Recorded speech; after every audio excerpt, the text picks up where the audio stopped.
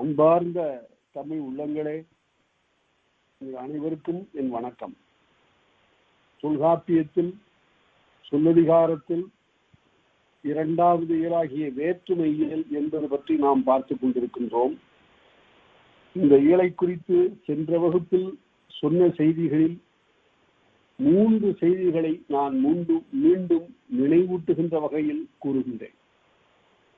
ஒரு ஆசிரியன் என்பவன் மாணவர்களுக்கு பாடம் சொல்லுகின்ற காலத்து உன்னை வகுப்பில் நிகழ்ந்தவற்றை சுருக்கமாக நினைவூட்ட வேண்டும் என்று இலக்கணம் கூறுகிறது. ஏனென்றால் மறவி அல்லது மறப்பு அல்லது மறந்து விடுதல் என்பது மாந்த இயல்பு. அதனை அறவே அகற்றுகின்ற வகையில் மீண்டும் நினைவுபடுத்திக் கொள்ளுதல் வேண்டும். நெடுநீர் மறவி மடிதொழில் 4 கெடுநீரார் காமக்கலம் என்று திருவள்ளுவர் சொல்வார். அதனால மறதி என்ற மணலால் நம்முடைய அறிவு ஊற்று சில சமயங்களில் தூர்ந்து போகலாம். மறுபடியும் நாம் பறித்துக் கொள்ள வேண்டும். அதை அந்த வகையில் நாம் இப்போது 3 செய்திகளை நான் உங்களுக்கு நினைவூட்டுகின்றேன். 3 அருமையான செய்திகள்.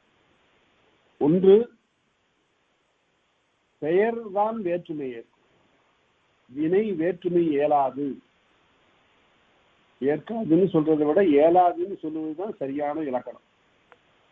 பெயர்தான் வேற்றுமை ஏற்குமே தவிர வினை வேற்றுமை இயலாது. ராமன் ராமனை, ராமனோடு ராமனால், ராமனுக்கு ராமனின், ராமன்கண் ராமனது, ராமாவா என்று பெயர் 8 வேற்றுமைகளையும் ஏற்று வரும். வினை அப்படி இயலாது. ஒருவேளை ஏற்குமானால் ஏற்ற பிறகு அது பெயராகிவிடும். வந்தான் என்பது வினைமுற்று. அதுல கொண்டு போய் ஒரு இடை சொல்லாகிய ஒரு வேற்றுமை உருவை நீங்கள் சேர்ப்பீர்களானால் வந்தானை என்றால் அது வினையாளனையும் பெயராகிவிடும். அது வினையாக இராது என்பது இலக்கணம். அதனால இப்ப பெயருக்கு 3 இலக்கணம் கூறினார். ஒன்று, அது பயனிலை கொள்ளும். ராமன் வந்தான், ராமன் இப்போது எழுவாய், வந்தான் பயனிலை, வந்தான் என்ற பயனிலையை கொள்ளும். 2வது இலக்கணம் உருவு ஏற்கும். ஐ, ஆல், கூ, இன், அது, கண் என்ற வேற்றுமை உருவுகளை இந்த பெயர் ஏற்கும். 3வது, பெயர்ல காலம் தெரியாது. வினையில தான் காலம் தெரியும், பெயர்ல காலம் தெரியாது. அது வினையாளனின் பெயர்ல தெரியலாம், இயல்பான பெயர்ல தெரியாது. வந்தவன், சென்றவன், நின்றவன், கண்டவன், வருகின்றவன், வருபவன் என்று வினையாளனின் பெயர் காலம் காட்டலாமே தவிர இயல்பான பெயர் காலம் காட்டுவது இல்லை. ராமன், கண்ணன், அச்சுதன் என்ற இந்த பெயர்களில் காலம் தோன்றுவது இல்லை. இந்த 3 இலக்கணங்களை சொல்லியிருக்கிறார். அதனால இப்போது நாம வேற்றுமைகளை பற்றி பார்க்கிற போது 7 வேற்றுமையை சொல்லிவிட்டு விழி கொள்வதென்கள் விழியோடு 8 என்று சொன்னார். விழி வேற்றுமையோடு 8 வேற்றுமை ஆகும். இந்த விழி என்பதற்கு இலக்கணம் எழுதுகிற போது சேனாவரையர் என்ற ஆனா பெருமை சேனாவரையர். ஆனான்னு கட்டுக்கடங்காத, அளவிட முடியாதுன்னு பொருள். அளவிட முடியாத பெரும்புதமை படைத்த சேனாவரையர் என்று பின்னால் வந்தவர்கள் சொன்னார்கள். அவ்வளவும் தகும். இந்த சேனாவரையரும் நச்சினார்ஜுனியரும் பெரும் கல்வி கடலை கடந்தவர்கள். தங்களுடைய முயற்சியினாலே அவ்வளவு படித்து தேர்ந்தவர்கள். அவர்களுடைய தொடர் ஒவ்வொன்றையும் நாம் நிறுத்தி படித்து புரிந்து கொள்ள வேண்டியதாக இருக்கிறது. அவ்வளவு நுட்பம். அந்த சேனாவரையர் சொன்னாரு, இந்த விழி வேற்றுமை என்ற 8ஆம் வேற்றுமை இருக்குதே, இது பெயரும் என்று பெயரின் வேறும் என்று. இது பெயரும் இல்லை, பெயர்லேருந்து வேறுபடுத்தி சொல்லக்கூடிய மற்றொன்றுமாகவும் இல்லை. ஏன்னு கேட்டா அது திரிந்தும் வரும், தெரியாமல் இயல்பாகவும் வரும். இந்த விழி வேற்றுமைங்கிறது ராமன் என்றும் வரும். ராமன் இங்க வா அப்படின்னு சொல்லுகிற போது எந்த விதமான மாற்றமும் அடையாமலே ஒரு பெயர் விழியாகிவிட்டது. ராமா வா என்று திரிந்தும் விழியாகும். இந்த 2 இயல்புகளும் உண்டு என்பதனை சேனாவரையர் சொன்னார். நச்சினாருக்கு நீர் அதுக்கு மேல அவரு பின்னாடி வந்தவர், இதுக்கு மேல சொல்றதுக்கு என்ன இருக்கு? ஆனால் சொல்லுவதற்கு அவருக்கு இருக்கிறது. அவர் சொல்றாரு, அது மட்டும் இல்ல, வேறு ஒரு இடைச்சொல்லை பெறாமல் தானே திரிந்தும் இயல்பாகவும் வருவது வெளிவேற்றுமையினார். வேறு, அதாவது பெயர் ராமன் பெயர் தான் இருக்கு, அது வேறு ஒரு இடைச்சொல்லை ஐ ஆல் கூ இன் அது என்ற அந்த இடைச்சொற்களை பெற்றும் பெறாமலும் இயல்பாகவும் வரக்கூடியது.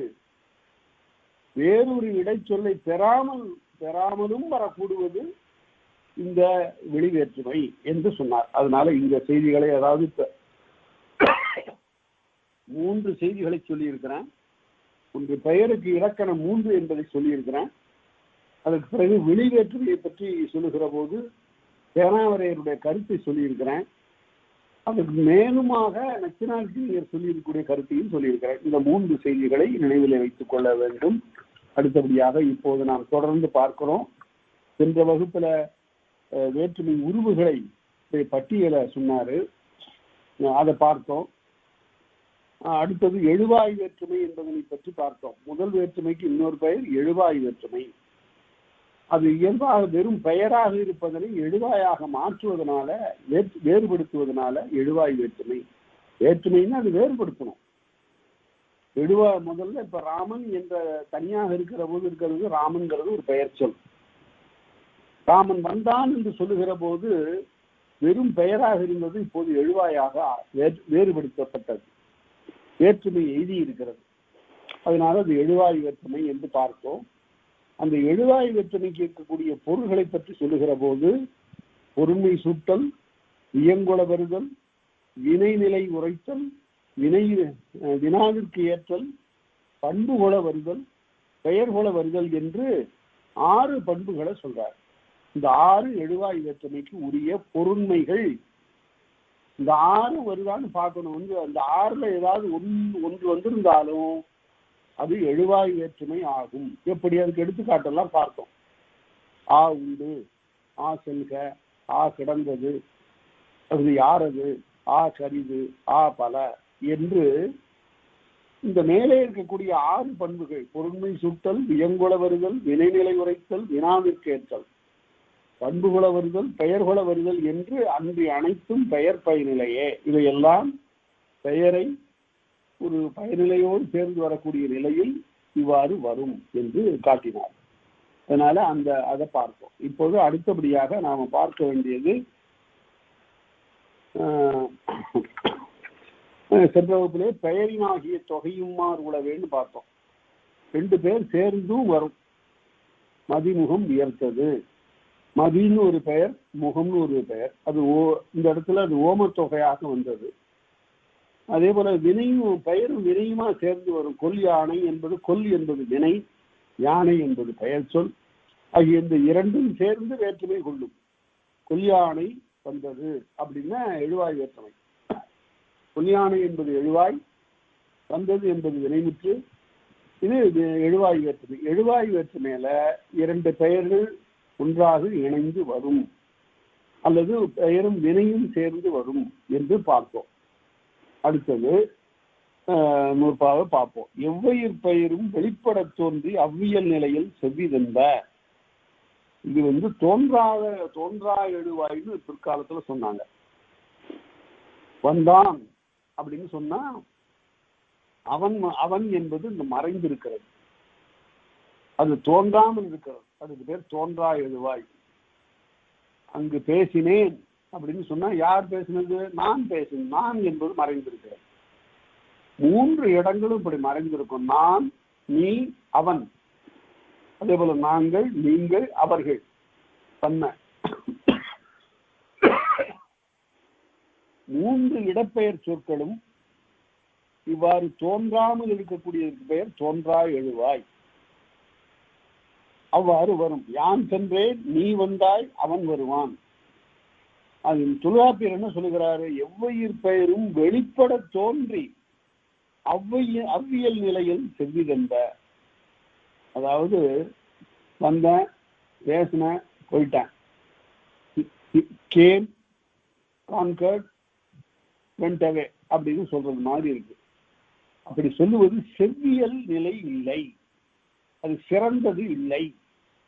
கருத்தை தெளிவா சொல்லுகிற போது யார் என்பதனை தெளிவுபடுத்த வேண்டும். அதனால் தோன்றா எழுவாயாக சொல்லுவது என்பது அவ்வளவு சிறப்பில்லை. பிழைன்னு சொல்லல, அவ்வளவு சிறப்பில்லை. அதனால எப்படி சொல்லணும்? நான் வந்தேன். அவர் சொல்றாருல, இளங்கோவடிகள் சிலப்பதிகாரத்துல சொல்றாருல, யானும் சென்றேன். அவர் ஒருபடி மேலே போயிட்டார். யான் சென்றேன்னு சொல்ல, யானும் சென்றேன்.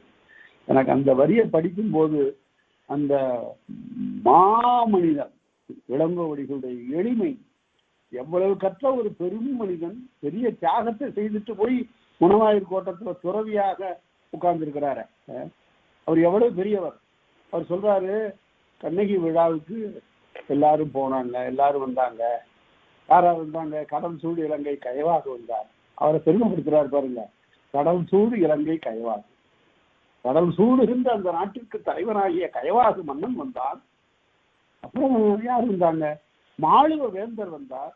அடாடாடா, அப்படி எல்லாம் வேந்தர்களுடைய பட்டியெல்லாம் சொல்லிட்டு கடைசியில் சொல்லுகிறார் ரொம்ப அடக்கமா, யானும் சென்றேன், நானும் கூட போயிருந்தேங்க. எவ்வளவு எளிமை. யானும் சென்றேன், என் எதிரெழுந்து தேவந்திகை மேல் திகழ்ந்து தோன்றி பஞ்சிமூதூர் மணிமண்டபத்திடை நுந்தை தாழ்நிழல் இருந்தோய் என்று கண்ணகி பேசினாங்களாம். அந்த அம்மா இளங்கோவடிகளை பார்த்து பேசினாங்களாம். ஓஹோ, நீ வஞ்சி நகர்ல உன்னுடைய தந்தையோடு உட்கார்ந்திருந்தாய், அப்போது ஒரு நிமித்திகன் வந்தான். அடுத்தபடியாக அரசே இருக்கக்கூடிய அந்த பேரு உனக்குத்தான் இருக்கிறது என்று சொன்ன உடனே செங்குட்டுவன் முகம் சுழித்தான். உடனே அவனுக்கு வருத்தம் வரக்கூடாது என்பதற்காக நீ வெளியே சென்று துறவு கொண்டு அங்கிருந்து வந்தாய். நிமித்திகனுடைய கூற்றை பொய்யாக ஆக்கினாய். அப்படிப்பட்ட உன்னுடைய வரலாற்றை நான் சொல்லி இருக்கிறேன் என்று என்னுடைய கதையை சொன்னாங்க அந்த அம்மா. அதனால நான் அந்த அம்மா உன்னுடைய கதையை இப்ப சொல்லிட்டேன் அப்படின்னு சொல்றாரு. அதுல யானும் சென்றேன் தெளிவா, எவ்வளவு தெளிவா இருக்கு. அதுல ஒரு உண்மை இருக்கு பாருங்க. யானும், அந்த உண்மை என்ன? ரொம்ப தன்னை அடக்கமா சொல்லி காட்டிக் கொள்ளக்கூடிய ஒரு இடை சொல்லுது. அதனால அதை பார்த்தோம். அதனால தோன்றா எழுவாயாக சொல்லுவது சிறப்பு இல்லை என்பதை நாம் தெரிந்து கொள்ள வேண்டும். அடுத்தது, ஒவ்வொன்றையும் எவ்வளவு தெளிவாக சொல்லுகிறார்கள் பாருங்க. இந்த வேற்றுமை உருவுன்னு சொல்றீங்களே ஐயா, இது எங்க ஐயா நிற்கும்னு ஒரு கேள்வி. எங்க நிற்கும்? அது ஐ, ஆல், கு, இன், அது, கண். இதை ஏன் சொல்லணும் அப்படின்னு கேட்டா, he went to school அப்படின்னு ஆங்கிலத்தில் சொல்றோம். he went to school. இதுல வேற்றுமை உருவுன்னு நாம சொல்லக்கூடியது அங்க எப்படி இருக்குன்னு கேட்டா, he went to school. to என்பது கு, பள்ளிக்கு சென்றான் அப்படின்னு அவன் பள்ளிக்கு சென்றான் என்பதை he went to school சொல்றோம். அப்ப இந்த டூ வேற்றுமை உருவு தனியா இருக்குங்க. he went to school. ஸ்கூலுக்கு பின்னால இல்ல, அது ஸ்கூலுக்கு முன்னாடி அது ஒரு சொல்லா இருக்கு. he went to school. அந்த டூங்கிறது அங்க இருக்கு. இங்க நம்ம மொழியில அப்படி இல்லை. அது எங்க இருக்கும்? பெயரின் கூறிய முறையின் உருவு நிலை தெரியாது ஈறு பெயர்க்காகும் இயற்கை என்ப. ஈறு பெயர்க்காகும், பெயரின் இறுதியில நிற்கும் அப்படின்னு சொல்றார். ராமன், ராமனை, ராமனோடு என்று பெயருக்கு பின்னால நிற்கும் இந்த வேற்றுமை உருவு. அதனுடைய இடம், அதனுடைய பிளேஸ், அதனுடைய இடம் இதுதான் என்று சரியாக எடுத்து காட்டுகிறார். அதனால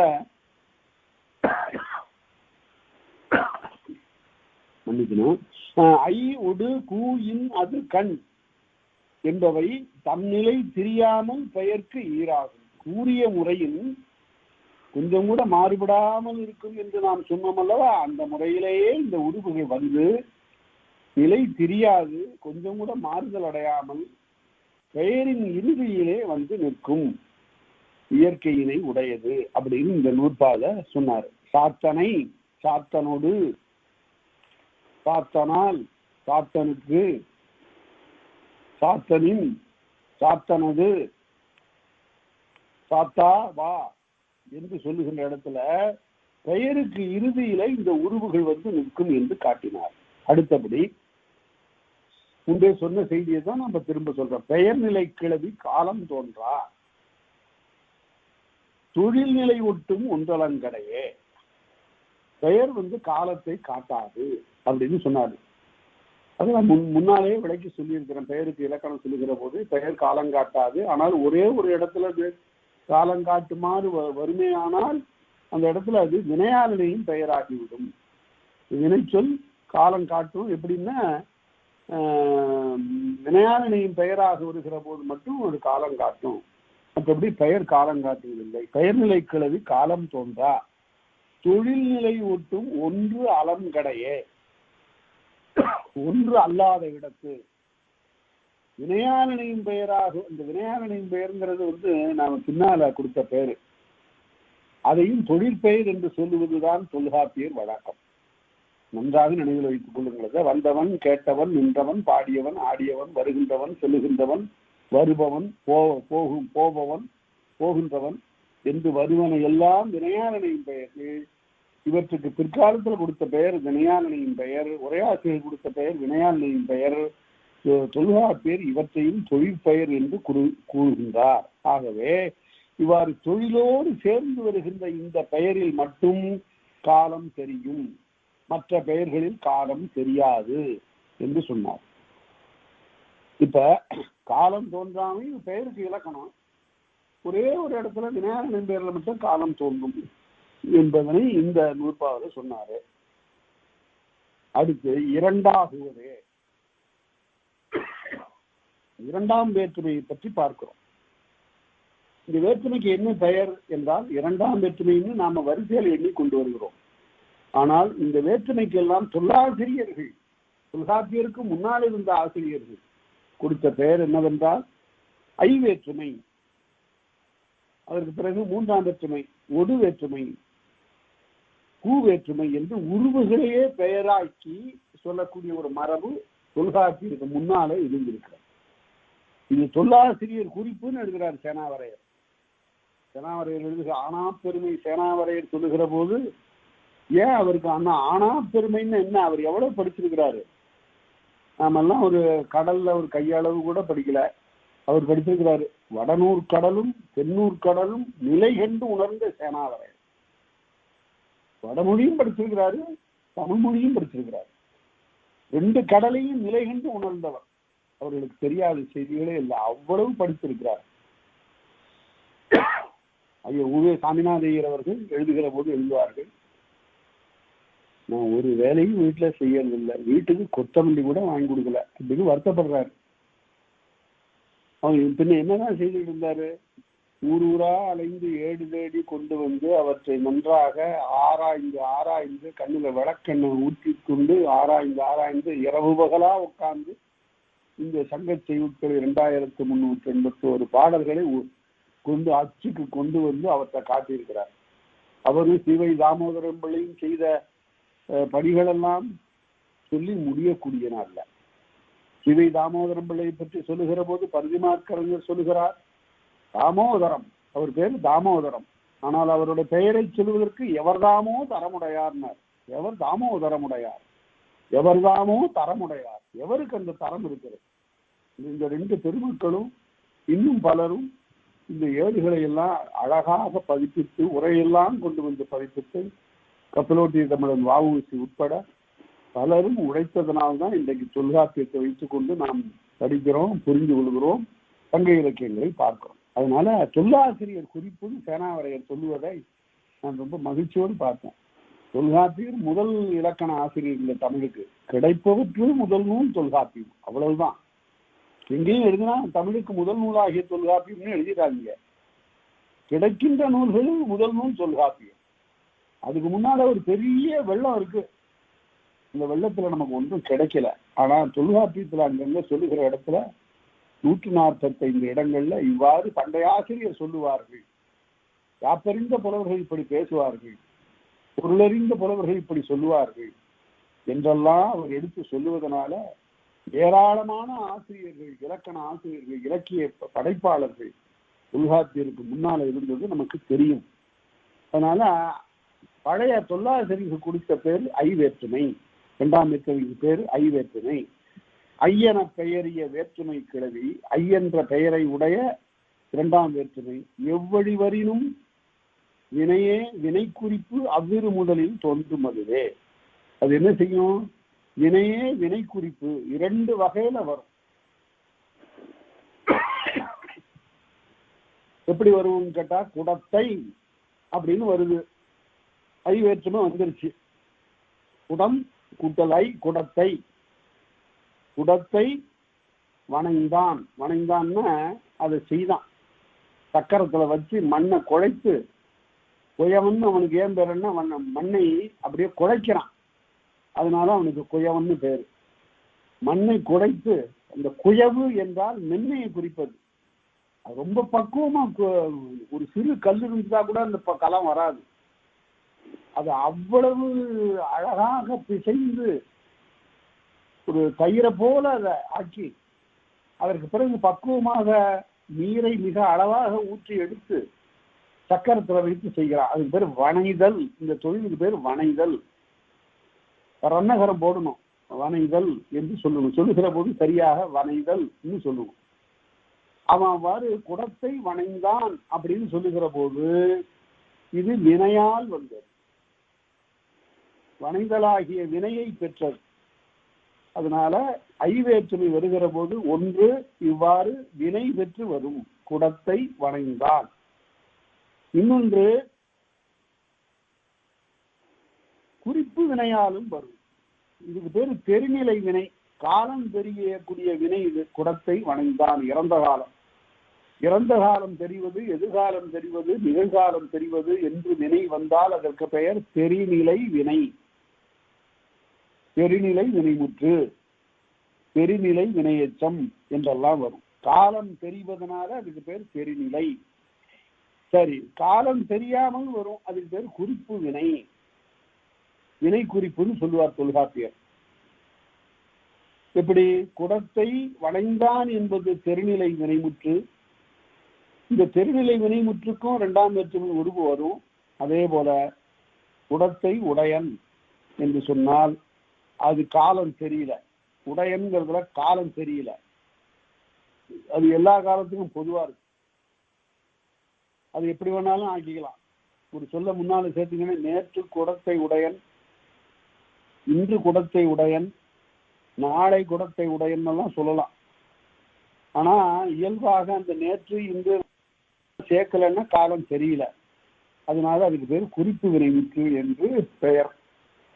அந்த வகையில இரண்டு வகையில் இந்த வேற்றுமை உருவு வரும்.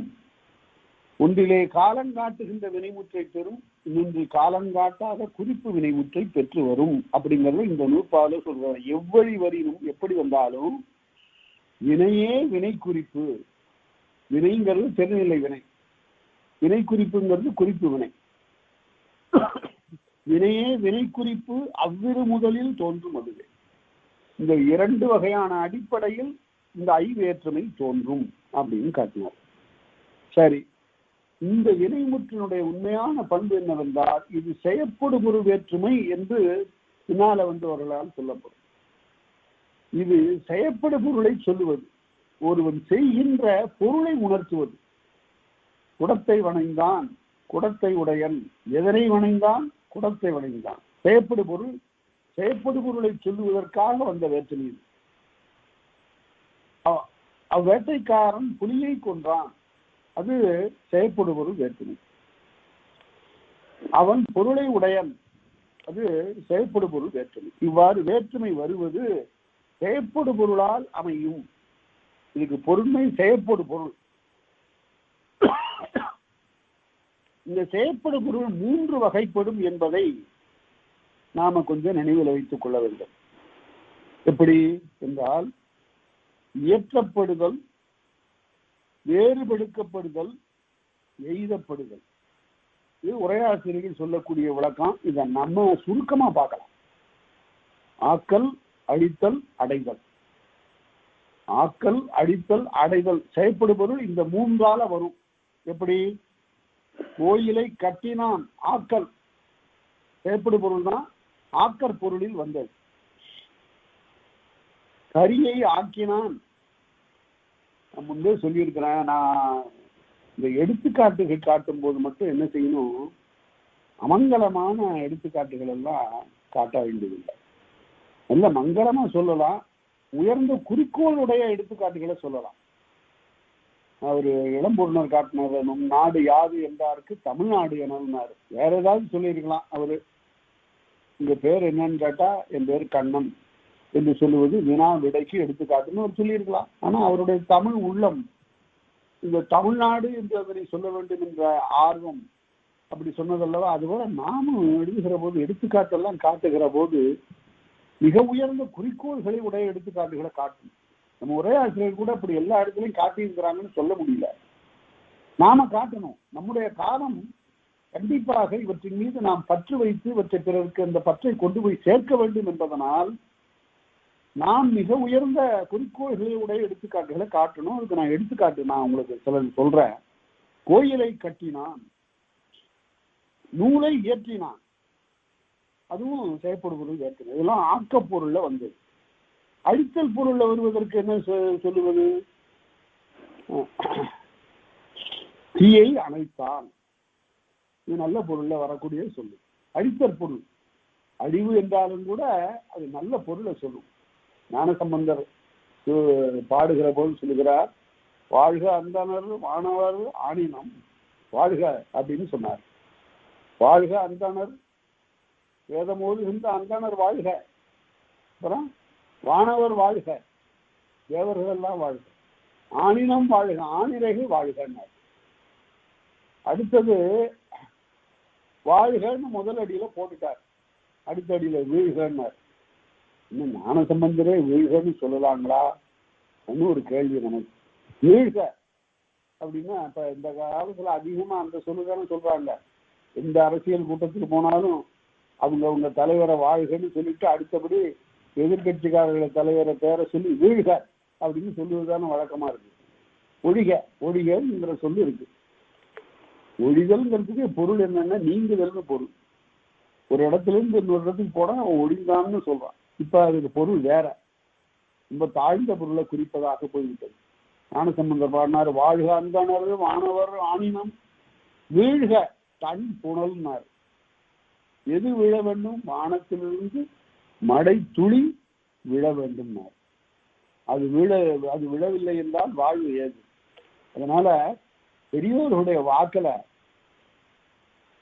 ஆகாத சொற்கள் கூட, அழிவு குறித்த சொற்கள் கூட எவ்வளவு நல்ல பொருளை தருகின்றன என்பதற்கு இந்த தேவார பாட்டு எடுத்துக்காட்டு. அப்படி நாம எடுத்துக்காட்டு. தீயை அணைத்தான்னு நாம சொல்லலாம், வறுமையை போக்கினான்னு சொல்லலாம், அதுவும் அழித்தல் தான். பாரி புலவர்களின் வறுமையை போக்கினான். வறுமையை வேற்றுமை வருது, செயற்படு பொருள்ல வருது, அதே போல அடித்தல் பொருள்ல வருகிறது. அதனால ஆக்கற் பொருள், அடித்தற் பொருள், அடைதற் பொருள். ஊரை அடைந்தான், மலையை சேர்ந்தான். இந்த பெரிய புராணத்துல கண்ணப்பர் குடுமித்தேவர் இருக்கக்கூடிய அந்த மலையை போய் சேர்வதை பற்றி சொல்லுகிற போது சேர்க்கிறார். எப்படி சொல்றாருன்னா, இந்த படியில ஏறினான அந்த வேடன், அது எப்படின்னா தத்துவமாகி அந்த படிகள்ல 1, 2 என்று அவன் ஏறி போறான். அவன் மிகப்பெரிய தத்துவம் அவனுடைய உள்ளத்துல இருக்கிறது. என்ன தத்துவம் அது? எவ்வுயிருக்கும் அன்பாயிரு. அது கல்லா இருந்தா கூட அது படுகின்ற துன்பத்திற்கு இவன் உள்ளம் கனிய வேண்டும், அதுதான் சிறப்பு. அதனால அந்த அன்பு எதன்பால் செல்லுகிறது பாருங்க. உயிர் உள்ளவற்றுக்கு இறங்குதல் மட்டுமல்ல, உயிர் இல்லாத பொருள்களுக்கும் கூட இறங்க வேண்டும். சங்க இலக்கியத்துல மட்டும்தான் சொன்னான ஒரு குறிப்பு. வானத்திலிருந்து மழை பெய்கிறதா, இந்த மண்ணாங்கட்டி கட்டியா இருக்கிறது, இந்த மழை நீர் பட்டு அப்படியே உருகி அப்படியே சிதைவதை பார்த்து ஒருத்தன் உள்ள நினைக்கிறான், ஐயோ இந்த மண்ணாங்கட்டி தான் இருந்த இருப்பிலிருந்து இப்படி குறைகிறதே என்று வருகிறானா. இப்படி சொல்லக்கூடியவன் எங்கேயாவது இருக்கிறானா பாருங்க. உயிருள்ள பொருள்களுக்கே இறங்கிறது இல்லை. அதாவது தன் சுற்றம், தன் வீடு, தன் பெண்டு, தன் பிள்ளை என்று பாரதிதாசனும் சொல்லுவார். தன் வீடு, தன் பெண்டு, தன் பிள்ளை என்று இருக்கக்கூடியவருடைய உள்ளம் கடுகு உள்ளம். அது உள்ளம் விரிந்து பெரிதாக ஆக வேண்டும், அதனுடைய பரப்பு பெரிதாக வேண்டும். அந்த அன்பு செல்லுகின்ற அன்பு என்ற வாய்க்கால் செல்லுகின்ற இடம் ரொம்ப மிக தொலைவாக இருக்க வேண்டும். அதான் சொன்னார். அதனால ஊரை அடைந்தான், மலையை சேர்ந்தான் என்று வருவன அடைக்கும். அதனால செயற்படு பொருள் இந்த 3 பொருளில் வரும். அவர் உரையாசிரியர்கள் சொன்னது இயற்றுதல், வேறுபடுத்தல், எய்தல். அதை நாம என்ன சொல்லிக் கொண்டோம்? ஆக்கல், அழித்தல், அடைதல் என்று எல்லாருக்கும் புரிகின்ற வகையில நாம பார்த்தோம். இப்ப 2வது வேற்றுமை உருவாகிய ஐ என்பதனால் உணர்த்தப்படுகின்ற பொருண்மைகள் யாவை, என்னென்ன பொருள் எல்லாம் வருங்க, அதை கொஞ்சம் பட்டியல் சொல்லுங்க. 28 பொருள்ல வருங்க. 2ஆம் வேற்றுமை எப்படி எத்தனை பொருள்ல வரும்? 28 பொருள்ல வரும். அதை இப்ப பார்க்க போறோம். இந்த வேற்றுமைங்கிறது ஒரு அடிப்படையான ஒரு உண்மை. ஏனென்றால் 2 சொற்களுக்கு நடுவில் இடம் பெறக்கூடிய இந்த வேற்றுமை உருவுதான் பெரிய பொருள் வேறுபாட்டை உண்டாக்குகிறது.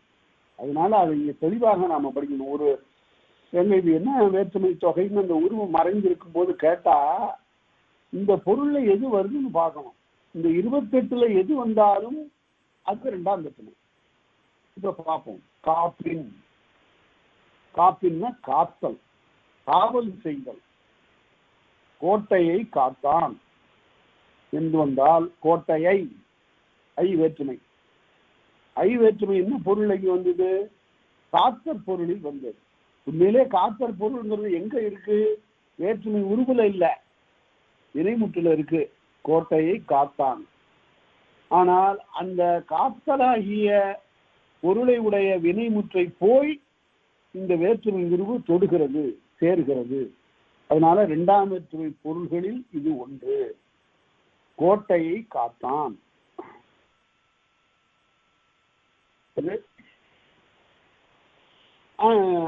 ஒப்பின், நிகர்த்தல். இதற்கு இது நிகராகும் என்று சொல்லுவது ஒத்தல். அது ஒப்பின் என்று படிக்கணும். ஒப்பின் என்றால் ஒப்புமையாக அமைதல். அதுக்கு ஒரு எடுத்துக்காட்டு நாம சொல்லுவோம். நாமளே சொல்லணும். அன்னையை நிகர்த்தான், அப்படி இருக்கும் எடுத்துக்காட்டு. அன்னையை நிகர்த்தான், தாயை நிகர்த்தான். அவன் பண்புல தாய் போன்றவனாக இருந்தான். இந்த அரசன், அதாவது கம்பர் தான் ஒரு புதிய செய்தி சொன்னார்.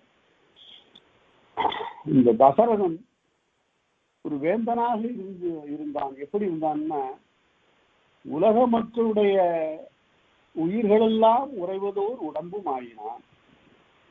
அவனால் காக்கப்படுகின்ற மக்களுடைய உயிர்களெல்லாம் உறைகின்ற உடம்பு. அன்னையை நிகர்த்தான், தாயை நிகர்த்தான் என்று சொல்ல வேண்டும். அதாவது உலகத்திலே மிகச்சிறந்த தாய் மீது பரிவு கொண்டு பாடிய பாடல்கள்ல மிகச்சிறந்த பாடல்கள் 10 பாடல்கள். இதை நீங்க படிச்சு பாருங்க. யாரும் எந்த தாயினுடைய வயிற்றிலும் இருந்து பிறந்த பிள்ளை, எல்லா பிள்ளைகளும் அப்படித்தானே, எத்தனை மாதம்? 10 மாதம், 10 திங்கள் ஒரு தாயின் வயிற்றிலிருந்து பிறந்த பிள்ளைகள் எல்லாம் எப்படி நெஞ்சம் உருகும் அப்படிங்கிறத 10 பாடல்களை பட்டினத்தார் பாடியிருக்கிறார்.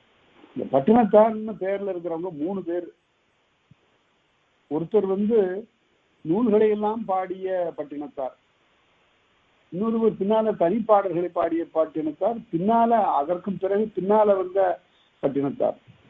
அதனால நூல்களை பாடியவர் சித்தர், பிற்காலத்து பட்டினத்தார். இந்த ஒரு பட்டினத்தார் இடைக்காலத்து பட்டினத்தார் சொல்றாரு, 12 திங்களாய் அங்கமலாம் நொந்து பெற்று பையல் என்ற போதே பரிந்தெடுத்து செய்ய 2 கைப்புறத்தேந்தி கடகமுலை தந்தாளை எப்பிறப்பில் காண்பேனி அப்படின்னு இறந்து போன பிறகு பட்டினத்தார் அழுது பாடக்கூடிய அந்த 10 பாடல்களும் மிக மிக உருக்கமான. அதனால அன்னையை நிகர்த்தான் என்று சொல்லுகிற போது 2ஆம் வேற்றுமை செயற்படு பொருள் ஒப்பு பொருளில் வந்தது. அடுத்தது ஊர்தியின், தேரை ஊர்ந்தான். இந்த தேரை ஊர்ந்தான்னு சொல்லுகின்ற போது யாருடைய நினைவு நமக்கு வரணும்னா, வளவனின் புதல்வன் அன்போர் மணிநெடும் தேர்மேல் ஏறி அளவில் தேர் தானி சூழ அரசூராம் தெருவி பூங்கால் இளைய ஆண் கன்று ஒன்று இடை புகுந்ததாக என்று அவன் சொல்கிறான்ல. மனுநீதி சோழனுடைய அமைச்சன் அந்த செய்தி, தேரை ஊர்ந்தான். மனுநீதி சோழனே தேரிலே ஏறி தன்னுடைய செலுத்துகிறான். அது என்ன மனுநீதி? மனுநீதி அப்படி சொல்லுகிறதான்னு கேட்டா அதுக்கெல்லாம் பிராயச்சித்தம் சொல்லி விடுகிறது மனுநீதி. இந்த மாதிரி என்னென்ன பிராயச்சித்தம் செய்தா பெரிய பாவங்கள்லாம் கூட கரைஞ்சு போடுது. இது மனுநீதி சோழன் சொல்றதை விட இது மண் என்பது மன்னனுக்குரிய நீதி, மண் நீதி என்று இது சொல்லப்பட்டிருக்க வேண்டும். ஆனால் ஒன்னும் சேர்க்க தவறா சொல்லிடல. அந்த காலத்துல மனுநீதி இவ்வாறான ஒரு தர்மத்தை சொல்லுவதாக கருதினார்.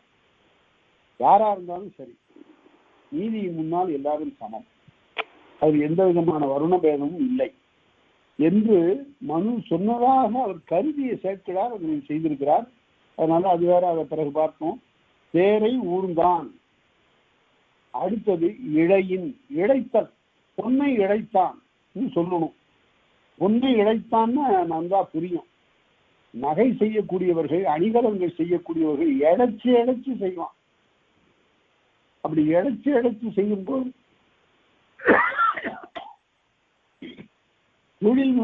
தொழில்நுட்பம் கூடும். அந்த தொழில்நுட்பம் கூடிய நிலையில் அணியை இழைத்தான் அப்படின்னு சொல்லணும். அவரு சேனாவரை எடுத்துக்காட்டுக்கு அடுத்து எயிலை இழைத்தான்ங்கிறாரு. எயில்னா கோட்டை, மதிலை இழைத்தான். மதிலை அவ்வளவு பாதுகாப்பா செய்யறாங்க, அவ்வளவு நுட்பமான கருவிகள்லாம் வச்சு செய்யறான். அதனால எயிலை இழைத்தான்னாரு, நாம பொன்னை இழைத்தான்னு சொல்லலாம்.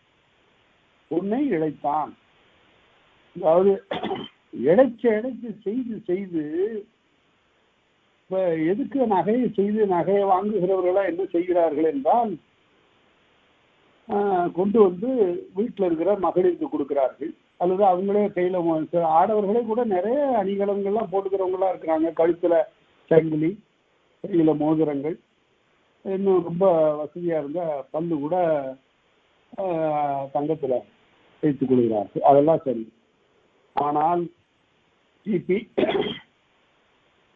10ஆம் நூற்றாண்டுல 985 பெருமன்னனாகிய ராஜராஜன் இந்த பெரிய கோயிலுக்கு கொடுத்திருக்கிற பொன் நகைகள் இருக்கு. அதை பற்றி ஒரு கல்வெட்டு என்ன சொல்லுகிறது என்றால், இந்த பண்டாரத்திலிருந்து, பண்டாரம்னா கருவூலம், என்னுடைய இந்த பண்டாரத்திலிருந்து ஸ்ரீ பெருவுடையாருக்கு நாம் கொடுத்தனவும், நம் அக்கன் கொடுத்தனவும், அக்கன்னா குந்தவை தன்னுடைய அக்கா, அக்கன் கொடுத்தனவும் மற்றும் கொடுத்தார் கொடுத்தனவும் மற்றும் தேவிமார்களும் ஊர் அதிகாரிகளும் பிறரும் மக்களும் எல்லாரும் கொடுத்த எல்லாவற்றையும் கல்லில் வெட்டுக.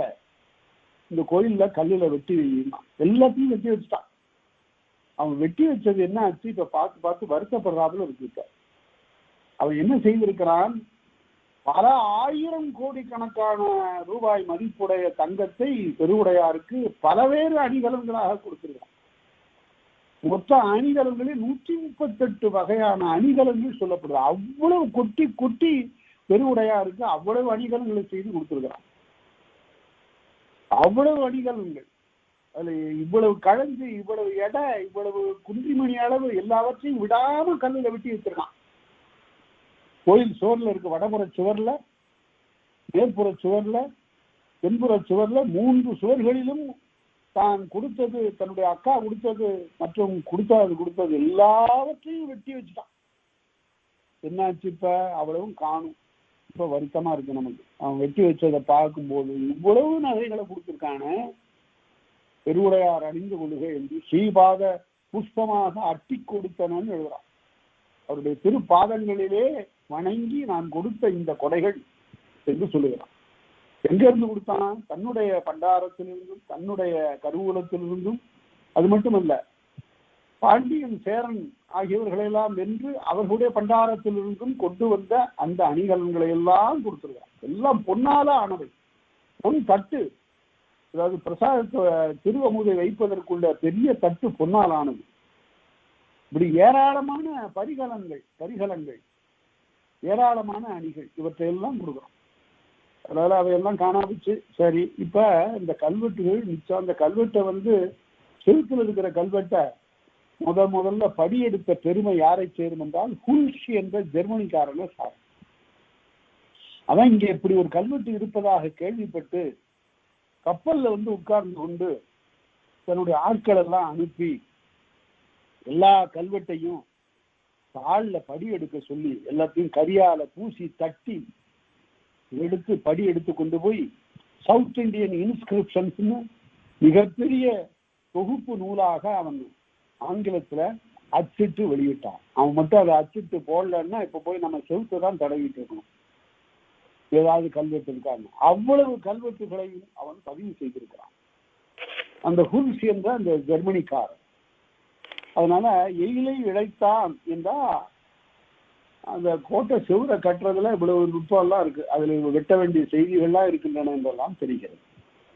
அடுத்தது இந்த இந்த சொல்லை படிக்கும்போது கொஞ்சம் கவனமாக படிக்க வேண்டும். காப்பின் ஒப்பின் ஊர்தியின் தேரை ஊர்ந்தான், எயிலை இழைத்தான் அல்லது பொன்னை இழைத்தான், எல்லாத்திலையும் ஐ உருவு வரணும். அடுத்தது ஐந்தாவதாக ஓப்பின்னு படிக்கணும். அது ஒப்பின்னு பல இடத்துல அச்சு போட்டாங்க தப்பா, பழைய பதிப்புகளை கூட அச்சு அந்த இடத்துல தவறா ஒப்பின்னு இருக்கு. ஒப்பின் இல்லை, ஒப்பின் தான் முன்னாடியே வந்துருச்ச. இப்ப ஓப்பின், ஓப்பின்னா விரட்டுறது. கிளியை ஓப்பினாள், இணைப்புணம் காக்கக்கூடிய தலைவி கிளியை ஓப்பினாள் என்றால் கிளியை விரட்டினான். தட்டைன்னு ஒரு கிளிகடி கருவி இருக்கு, அது படபடன்னு அடிச்சா படபடன்னு சத்தம் கேட்டும் கிளியெல்லாம் ஓடி போயிடும், அதுக்கு பேர் தட்டை. இந்த தட்டையை அடிக்கிறாவ, அதுக்கு பேர் கிளியை ஓப்புதல், கிளியை விரட்டுதல்.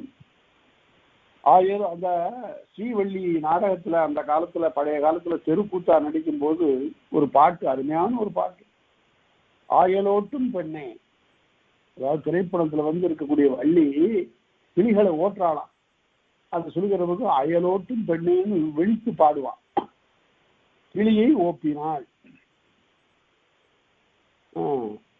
கிளியை விரட்டினாள் என்று பொருள். ஓப்பு ஓப்பின் என்று அதை படிக்கணும். ஓச்சுதல்ங்கிறதும் அதுதான். சிவபாத இருதயர் தன்னுடைய மகன் திருஞான சம்பந்தன் கரையிலே நின்று யாரிடமும் இருந்தோ பாலை பெற்று குடித்து விட்டு இருக்கிறானே என்று சொல்லி கையிலே கோல் கொண்டு ஓச்சினார் என்று எழுதினார். அதனால கையில கோல் கொண்டு விரட்டுறது, என்ன இன்னும் மிரட்டுறது, அதுதான் ஓப்புதல் ஓச்சுதல் என்பதெல்லாம் அந்த பொருள்ல வரக்கூடியன. அடுத்தது புகழின், புகழ்தல். வேந்தை புகழ்ந்தான், அரசனை புகழ்ந்தான் என்று வரும். அடுத்தது பழித்தல், பழியின் பழித்தல். யாரை பழித்தல்? யாராவது மனிதர்களை சொன்னா குற்றமா போயிடும். அவரை படித்தான் இவரை படித்தான் என்று சொல்லுவது சால்வு இல்லை. அதனால ஊழை படித்தான், விதியை படித்தான், என்ன செய்வது, இது என்னுடைய விதியா அப்படின்னு. என்னன்னா அருமையான எடுத்துக்காட்டு இதற்கு இருக்கிறது. அந்த ராமனை காட்டுக்கு போக சொல்லிவிட்டாள் கைகேயி. இந்த செய்தியை அறிந்து குமுறுகிறான் இலக்குவன். என்ன நான் என்ன செய்கிறேன் பாருங்கிறான், உலகத்தையே அழிச்சுடுவான் போல. அப்ப ராமன் சொல்லுகிறான், நதியின் பிழை என்று நறும்புணலின்மை. ஆற்றினுடைய பிழை இல்லப்பா, தண்ணீர் இல்லாம போறது.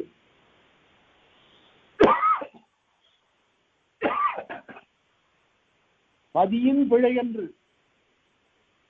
இந்த நாட்டுக்கு அரசனாக இருக்கக்கூடிய நம்முடைய தந்தையாக இருக்கக்கூடிய கைகேயிக்கு பதியாக இருக்கக்கூடிய தசரதனுடைய பிழையும் இல்லை.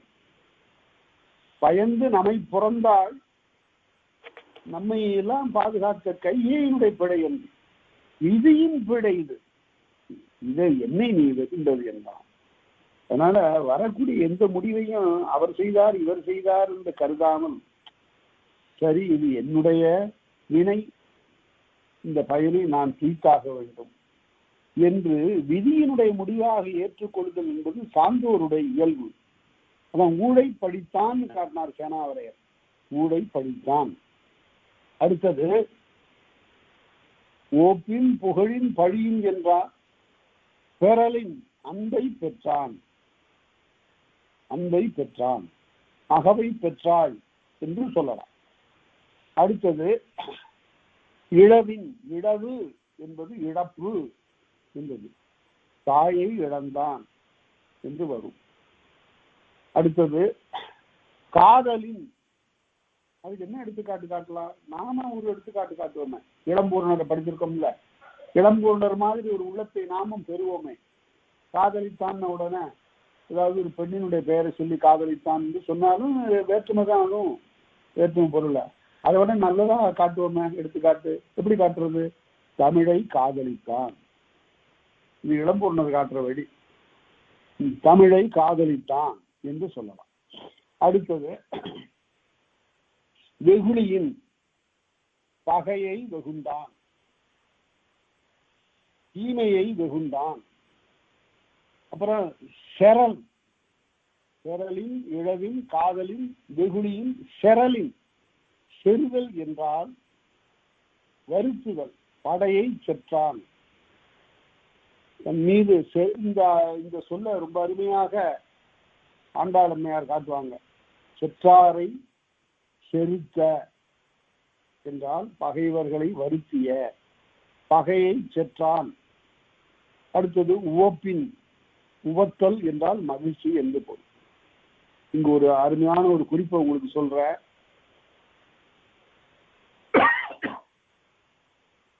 மாதம் இருமுறை கணவனும் மனைவியுமாக சேர்ந்திருப்பவர்களுக்கு உரிய நாளாம். பழைய காலத்து உடற்கூறு அப்படி சொல்லுகிறது. அந்த 2 நாள் எது என்றால், ஒன்று முழு நிலா நாள், இன்னொரு நாள் அமாவாசை என்று சொல்லப்படுகின்ற காருவா. அமாவாசைக்கு பேரு தமிழ்ல காருவா, கருப்பு உவா நாள். பௌர்ணமிக்கு பேரு வெள்ளுவா நாள், வெள்ளை உவா நாள். உவான்னா உவப்பு, மகிழ்ச்சின்னு பொருள். உவா அதுல இருந்து வந்தது உவப்பு. வெள்ளுவா காருவா என்று இந்த 2 பெயர்கள். உவத்தல் என்பது மகிழ்ச்சி. இந்த காமம் சார்ந்த மகிழ்ச்சிக்கு அந்த காலத்துல உவப்புன்னு பெயர். அதனால இந்த 2 நாட்களும் கடல் பொங்கும், அமாவாசை என்றும் பௌர்ணமி என்றும். அந்த காலத்தில் கடற்கரையிலே ஆங்காங்கு காதலர்கள் எல்லாம், இல்லறத்தார்கள் எல்லாம் ஆங்காங்கு மறைவான இந்த துணியெல்லாம் திரைச்சீலையை கட்டி கொண்டு உள்ளே இருந்து ஆடியும் பாடியும் பன்னிசைத்தும் மகிழ்வது வழக்கம் என்று பட்டினப்பாலை காட்டுகிறது. அதனால உவந்தான், புகழை உவந்தான், இசையை உவந்தான், வாழ்வை உவந்தான் என்றெல்லாம் வரும். அடுத்தது கற்பின். இந்த சொல் ரொம்ப அருமையான சொல். கற்பின்னா கற்றல், கல்வியை கற்றல். கற்பு என்றாலே கல்வின்னு தான் பொருள் முதல்ல, அப்புறம்தான் அதுக்கு வந்தது.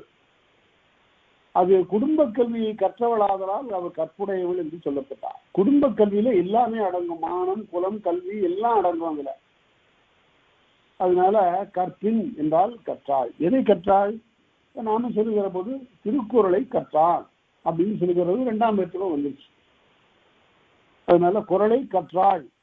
இந்த கற்றான், செய்தான், ஆண்டான் அந்த மாதிரியான சொற்களை சொல்லுகிற போது பெண்ணுக்கும் உரிமையாக்கி சொல்லணும். நம்ம திருக்குறளை கற்றானே காட்டிட்டு இருந்தா எப்படி? திருக்குறளை கற்றாள் என்றும் காட்டணும். இந்த பெண்ணும் கற்றவள் என்பதனை நம்முடைய சமுதாயத்தில் இப்படியெல்லாம் இருக்கின்றன, நிலைகள் இருக்கின்றன என்று காட்டுவதற்கா அப்படி செய்யணும். சேனாவாரியர் காலத்துல என்ன பண்ணிட்டாருன்னு கேட்டா, சாத்தன் கையெழுதுமாறு வல்லன் அதனால் தந்தை உவக்கும்னு படித்தோம். சாத்தன் கையெழுத்து அவ்வளவு அழகா இருக்குதான், அதனால அவனுடைய தந்தை ரொம்ப மகிழ்ச்சி அடைஞ்சானா. சாத்தி என்ன பண்ணா? சாத்தி சாந்து அரைக்குமாறு வல்லல், மிளகா சாந்து அரைப்பதுல வல்லவளாக இருப்பதுனால் அதனால கொண்டான் உவக்கும், அதனால கணவன் மகிழ்ச்சி அடைகிறானா. இது ஒரு சமுதாயத்தில் ஆணுக்கு ஒரு வகையான வினை பங்கீடும் பெண்ணுக்கு ஒரு வகையான வினை பங்கீடும் இருப்பதனை காட்டுகிறது. இப்ப அதெல்லாம் மாறிவிட்டன. இந்த சமுதாயத்தில் அவையெல்லாம் மாறிவிட்டன. பெண் ஆணை விட மிகுந்த சிறந்த கடுமையான வினைகளை எல்லாம் செய்யக்கூடியவளாக இருக்கிறார். அதனால இந்த காலத்துல திருக்குறளை கற்றான்னு காட்டிக்கிட்டு இருந்தா எப்படி? திருக்குறளை கற்றாள் என்று எழுதி, குறள் முழுவதும் ஓதி உணர்ந்தாள் என்று எழுதி, குறளை அறிந்தாள் என்று எழுதி 2ஆம் வேற்றுமை தொகை வருகிறது. அதே போல அடுத்தது கற்பின் அறுத்தலின். அறுத்தல் என்றால் குறைத்தல் என்று பொருள். வெட்டுதல். மரத்தை அறுத்தான், மரத்தை அறுத்தான், மரத்தை அறுத்து துண்டு துண்டாக ஆக்கினான் என்று பொருள். அறுத்தல். இந்த அறுவைன்னு வருது பாருங்க, ஆடைக்கு அறுவைன்னு ஒரு பெயர். ஏன்னு கேட்டா நீளமா நெய்திருவான். 20 முழம் 30 முழம் நெய்துட்டு அதற்கு பிறகு 8 முழத்தை நறுக்கி எடுப்பான். அதனால அறுத்து எடுப்பதனால் இதுக்கு பெயர் அறுவை. 4 முழமா வெட்டி எடுத்தான்னா இதுக்கு பெயர் அறுவை. இன்னும் சிறியதாக துண்டு செய்வானேயானால் அதற்கு பெயர் துண்டு. அதனால அறுவை. அறுவை வாணியும் இளவேற்றனார் என்பது சங்கப்புலவர்களுடைய ஒருவர் பெயர். அறுவை என்பது உடுத்துகின்ற ஆடைக்கு பெயர். அறுவை அறுத்தலின் குறைத்தலின். யானையது கோட்டை குறைத்தான். யானையினுடைய கொம்பை, தந்தம் சொல்றதை விட கோடு என்று சொல்வதுதான் தமிழ். தந்தம் என்பது பல் என்ற பொருளுடையது, கோடு என்பது கொம்பு என்ற பொருளுடையது. யானைக்கு அது பல்லா மட்டும் அது கொம்பா இருக்குது. யானையது கோட்டை குறைத்தான், கோட்டை குறைத்தான். குறைத்தல் என்ற வினை 2வது பொருள்ல வந்தது. அறுத்தலின் குறைத்தலின் தொகுத்தலின். தொகுத்து பார்க்கிறது. நூலை தொகுத்தான், நூலை தொகுத்தாள். காக்கை பாடுமையார் நச்சேரிலையார்னு ஒரு புலவர் இருக்காங்க. இந்த அம்மாவுடைய 18 அந்த அம்மா பாடி இருக்கிற பாட்டை பார்த்தா எனக்கு எவ்வளவு பெரிய வியப்பு இருக்கிறது. அரசன் என்ன செய்கிறானா, ஆடல் மகளிருடைய ஆடலை பார்த்து மறந்து போயிருக்கிறான். அவருடைய பல வகையான அழகும் வனப்பும் அவனுடைய உள்ளத்தை கவர்ந்தன. நாடாளுகின்ற அரசன் இப்படி இருக்கலாமா? வருந்தினார்கள் காக்கை பாடுமையார் நச்சல்லையார். உடனே அரசே, நீ உடனே அரண்மனையை பார்க்க போ அப்படின்னு விரட்டுறாங்க. நீ இவ்வாறு இருந்தால், இவ்வாறான சிற்றின்ப நிகழ்ச்சிகளிலே நீ உள்ளத்தை பறிகொடுப்பாயானால் உன்னுடைய பகைவர்கள் மிக எளிதாக நீ வெல்லப்படக்கூடியவன் என்று கருதுவார்கள். ஆகவே உன்னுடைய வினையை போய் பார் என்று அனுப்பியதாக 18 சொல்லுகிறது. அதனால காக்கை பாடுமையார் எவ்வளவு சிறந்த பெரும் புலவர், மதியூகி, ஒரு பெரிய அமைச்சராக இருப்பதற்குரிய எல்லா தகுதியும் படைத்தவர் என்பது நமக்கு தெரிய வருகிறது. அதனால நூலை தொகுத்தாள். அடுத்தது பிரித்தலின். பிரிக்கிறது. நட்பை பிரித்தான்னு நாம் அதை காட்டக்கூடாது. அது மாதிரியான நட்பெல்லாம் தெரியாது. பிரித்தலின் அப்படின்னு இருக்கு. அப்ப ஆடையை பிரித்தான். புதிதாக ஒரு ஆடை வாங்கி கொடுத்தத பிரிச்சு பார்க்கிறான். நூலை பிரித்தான், எடுத்து பிரிச்சு பார்க்கிறான், பகுத்து பார்க்கிறான். அடுத்தது குறைத்தலின் தொகுத்தலின் பிரித்தலின் நிறுத்தலின். புலியை நிறுத்தான், புலியை நிறுத்து பார்க்கிறான். அடுத்தது அளத்தலின். அளவின் அளவின் அளந்து பார்க்கறது. அது நம்முடைய நாட்டு மக்களுடைய பேச்சு வழக்கில் அருமையா ஒரு எடுத்துக்காட்டு இருக்கு. ஆளை அளந்தாங்கிறான். ஆளை அளந்தான்னு எத்தனை அடி உயரம்னு பார்க்கல, அவனுடைய பண்பு என்ன, அவனுடைய குறிப்பு என்னன்னு கண்களால பார்க்கிறான். திருவள்ளுவர் சொல்றாரு, கண்ணை விட குறிப்பறியக்கூடிய ஆற்றலுடைய உறுப்பே இல்லை, கண்ணினால் எல்லாம் அறியலாம் என்று அவர் சொல்லுகிறார். இது போல கண்ணால ஒரு மனிதனை மதிப்பீடு செய்வதற்கு பேர் அளத்தல். ஆளை அளந்தான். அடுத்தது அது ஆளை அளந்தான்ங்கிற எடுத்துக்காட்டுல நாம இந்த காலத்துக்கு ஏற்ப கொடுப்பது. எல்லை எண்ணினான். எண்ணி பார்க்கணும். எல்லை எண்ண முடியுமா? எண்ண முடியாது. அதுக்கு பேரு எண்ணுன்னு பேர். அதுக்கு எள்ளுக்கு இன்னொரு பெயர் எண் என்பது. அதனால எல்லை எண்ணினான். அதற்கு பிறகு சோற்றை ஆக்கினான். சோற்றை ஆக்கினான். அருமையான சொல்லுது. நெய்யும் நுறுங்கும் கலைந்து அரிசி ஆக்கினாரை சோறு ஆக்கினார் என்பது போலன்னு இருக்கிறீங்க. அதனால ஆக்கல், சோற்றை ஆக்கினான். இந்த சோறு ஆக்கும் போது நமக்கு தெரியும், ஆணா இருந்தா பெண்ணா இருந்தாலும் யாரா இருந்தாலும் சமைக்கும் போது பார்த்தா இந்த சோறு பொங்கி அப்படியே அந்த விளிம்பு வரையில இருக்கு. சோறு வடிச்சதுக்கு பிறகு இந்த பானை நிறைய இருக்கக்கூடிய சோறு எப்படி இருக்குன்னு கேட்டா, மேல இருக்கிற அந்த வட்டம் அழகா வெள்ளை வெளியேறி முழுசா வட்டமா சிறையாத வட்டமா தெரியுது. அதை பார்த்துட்டு தான் பாரதிதாசன் சொல்லுகிறாரு, பானையார கணத்திருந்த வெண்சோறு உனைக்காணும் இன்பம் என்றோம். நிலாவை பார்த்து பாடுறாரு. நிலாவே, அந்தி வரையில உடைத்த தொழிலாளர்கள் பிறகு காசை கொண்டு போய் பொங்கி வருகின்ற அந்த சோறு, இந்த சோற்று பானையில மேல வருகிற வட்டம் போல இருக்கிறாய் நீ. அதான் புரட்சி கவிஞன். வட்டமா இருக்கிற வேற ஏதாவது ஒரு பொருளை சொல்லியிருக்கலாம். ஆனா ஏழை பார்க்கிற சோற்று வட்டம் போல நிலாவே நீ இருக்கிறாய் என்று சொல்லுவதில் தான் அவன் தொழிலாளர்களுக்காக அவருடைய பசிக்காக வருந்துகின்ற ஒரு கவிஞனாக இருக்கிறான் என்பது தெரிகிறது. அதனால வட்டம் அது. சோற்றை ஆக்கினான். அடுத்தது சார்தல். சார்தல்னா பின்னாடி படிக்க போறோம். 2 வகையான சார்பு இருக்கு. 2 வகையான சார்பு இருக்கு. ஒன்று கரும சார்பு, கருமமல்லா சார்பு. அது பின்னாடி படிக்க போறோம், விரிவா படிக்க போறோம். வேற்றுமை மயங்கியல்ல படிப்போம். இந்த இடத்துல சுருக்கமா சொல்றேன். தூணை சார்ந்தான் அப்படின்னா இது கரும சார்பு. நமக்கு நல்லா தெளிவா தெரியுது. ஒரு பருப்பொருளை சார்ந்திருப்பது. சுருத்துல சார்ந்துட்டு இருந்தான்னு சொல்றோம். சுவரை சார்ந்தான். சுவற்றைன்னு சொல்லக்கூடாது, சுவரை சார்ந்தான் அப்படின்னு சொல்லுகிற போது ஒரு பருப்பொருள் கண்ணுக்கு தெரிஞ்ச ஒரு பொருள்ல அவன் சாய்ந்து உட்கார்ந்து இருந்தான்னு பொருள். இது கரும சாட்சி. இன்னொன்று கருமமல்லா சாட்சி அப்படின்னு கேட்டா அரசரை சார்ந்து வாழ்ந்தான் அப்படின்னா அரசரோட போய் ஒட்டிக்கிட்டு உட்கார்ல. அரசரை சார்ந்து இருந்தான்னு அவருக்கு துணையாக அவருடைய செயல்களுக்கு ஆக்கமாக அவன் உடன் இருந்தான் என்று பொருள். அதனால 2 வகையான சார்பு உண்டு. அதை பார்க்கிறோம். தூணை சார்ந்தான் என்றும் சொல்லலாம், அரசரை சார்ந்தான் என்றும் சொல்லலாம். அடுத்தது செலவின். செலவின்னா பேராசிரியர் மூவா அவர்கள் ஒரு நூல் எழுதியிருக்காரு, எனது இலங்கை செலவு அப்படின்னு. இலங்கை செலவுன்னா இலங்கையில போய் செலவு செய்ததில்லை, இலங்கைக்கு போன பயணத்தை சொல்றார். செலவு என்றால் செல், அதிலிருந்து வந்தது செலவு. இலங்கைக்கு சென்ற பயணம் செலவு என்று பொருள். அதனால இலங்கை சென்றான், இலங்கையை சென்று சேர்ந்தான் என்று சொல்லுகிற போது ஐவேற்றுமை வருவோம். அடுத்தது கன்றலின். கன்றுதல் அழிந்துதல். அப்படியே சூதினை கன்றினான். வாழைப்படம் கன்றி போயிருக்கிறதுன்னா அதனால அழிந்து போச்சு. அதுபோல ஒருத்தன் சூது என்ற அந்த விளையாட்டில் அதிலேயே ஆழ்ந்திருந்தான். அதான் சூதினை கன்றினான்.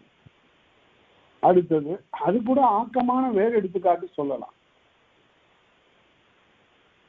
அடுத்தது நோக்கலின். நோக்கு. கணையை நோக்கினான்.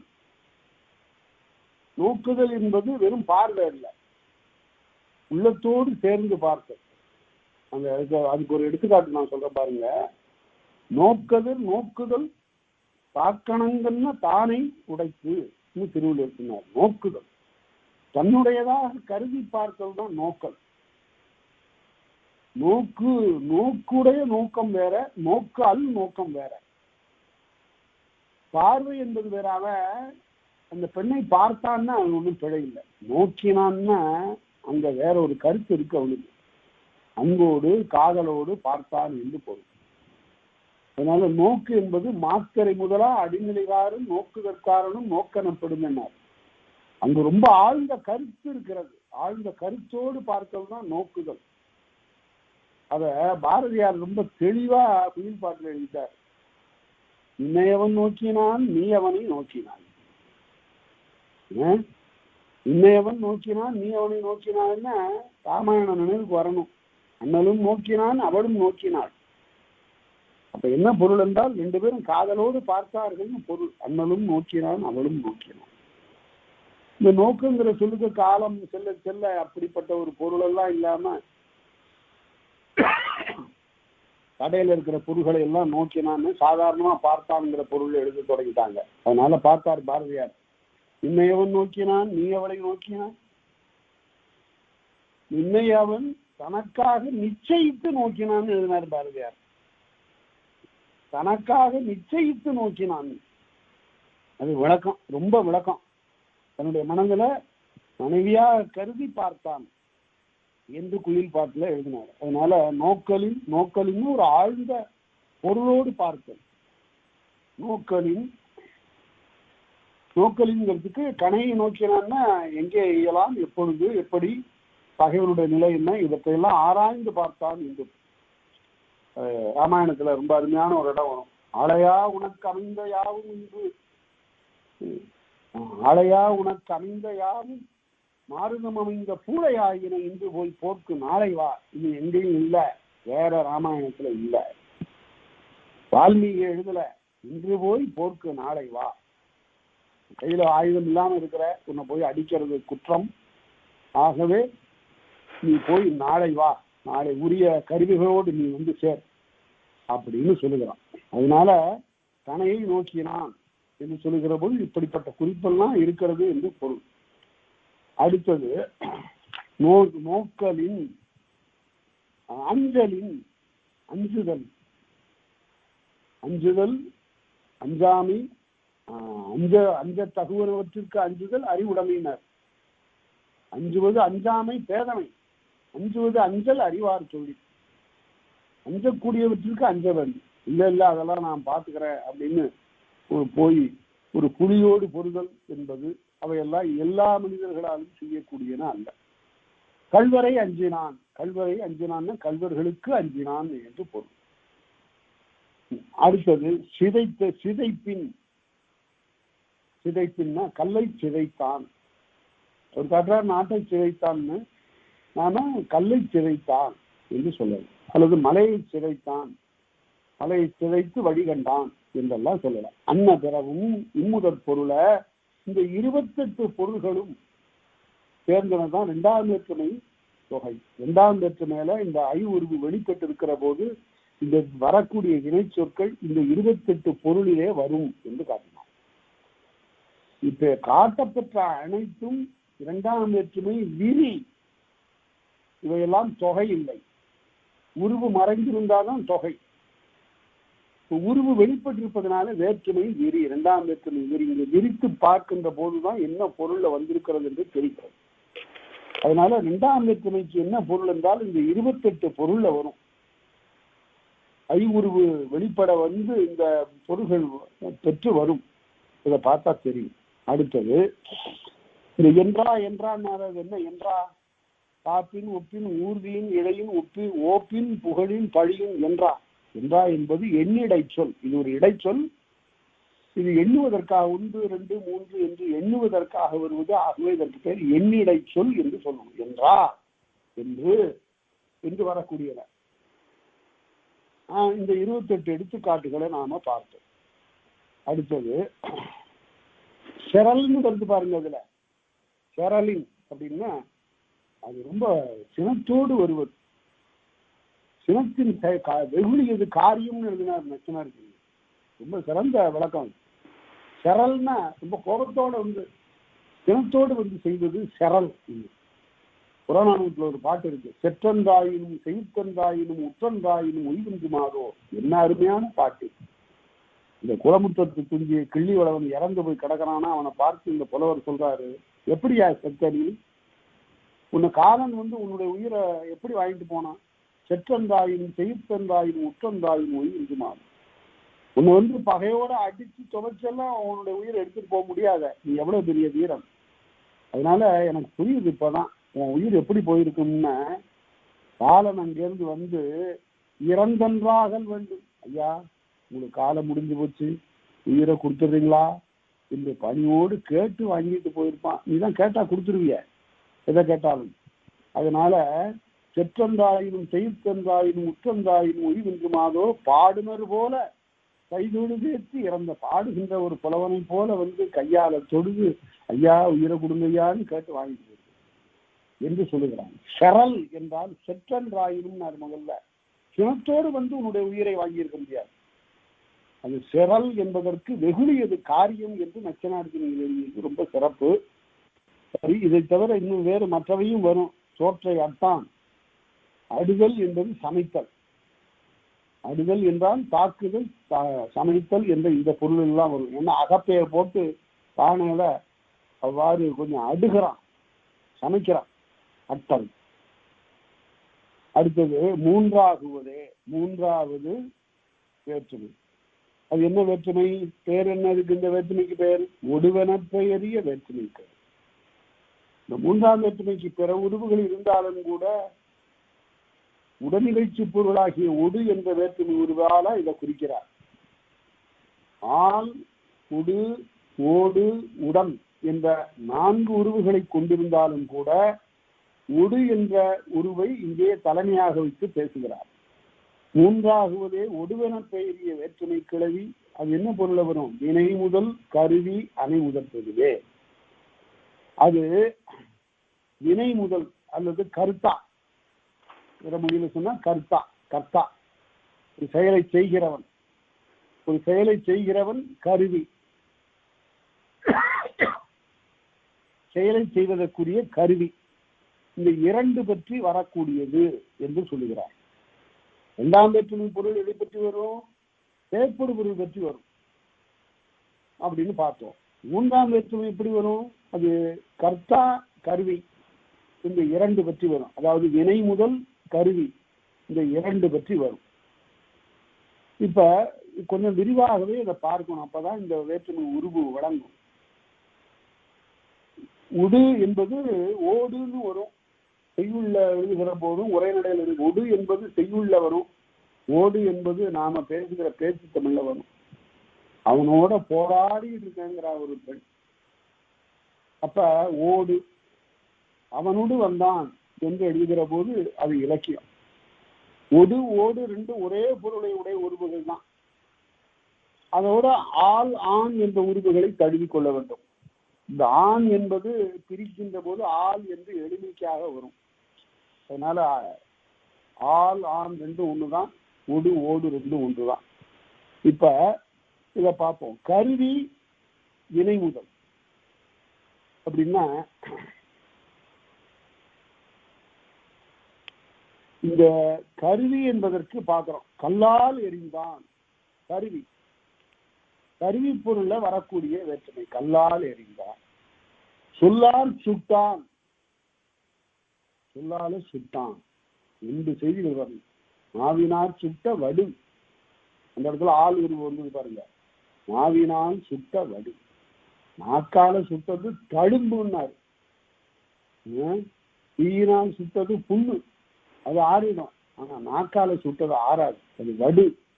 அது அப்படியே கடந்து என்ன இப்படி சொன்னானேன்னு சொல்லி சொல்லி மாடுவான். அதனால சொல்லினார் சுட்டான்.